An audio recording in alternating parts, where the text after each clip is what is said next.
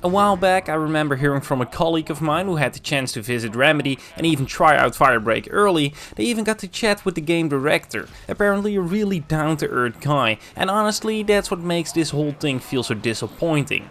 Remedy's always been a studio I respect, but this latest release, it's just not it.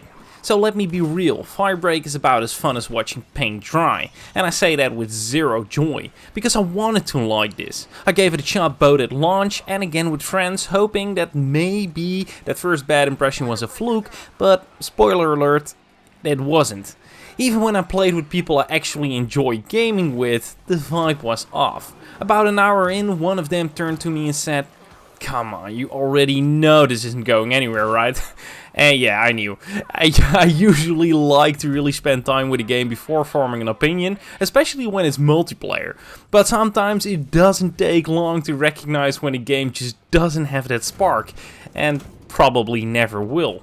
The gameplay loop in Firebreak is built around these mission-based co-op sessions. Think of it as kind of a Left 4 Dead clone with a Remedy flavor. Survive waves of enemies, complete an objective and extract, you know how it works. You can earn perks and unlock cosmetics along the way, which on paper sounds like a decent setup if only the execution wasn't so utterly lifeless. So there are 5 mission types and somehow each one manages to be more boring than the last. One had me destroying sticky notes by the thousands. It's not even a joke. I'd honestly rather stare at an oven and watch a lasagna bake. At least that has a payoff.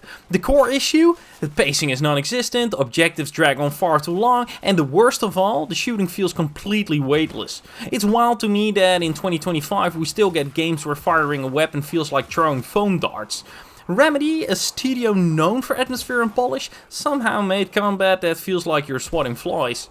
And I played through multiple versions of the game, including extended modes with boss fights and longer stages, and none of it helped. The problems run too deep.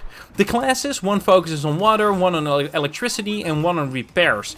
Well, they don't bring much to the table either. They feel more like placeholders than anything meaningful.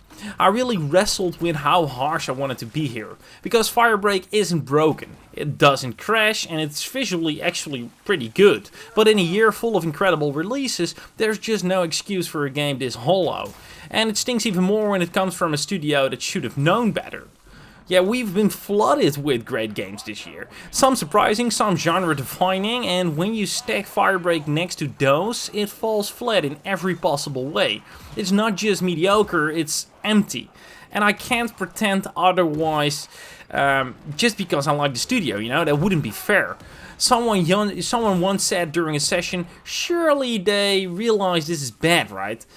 I've thought about that a lot, because when you know what good shooters feel like, when you've played games with satisfying combat, you recognize instantly when one misses the mark, and Firebreak misses it really hard actually. I want it to be nice, but it just misses. Like it's all style and no soul at all.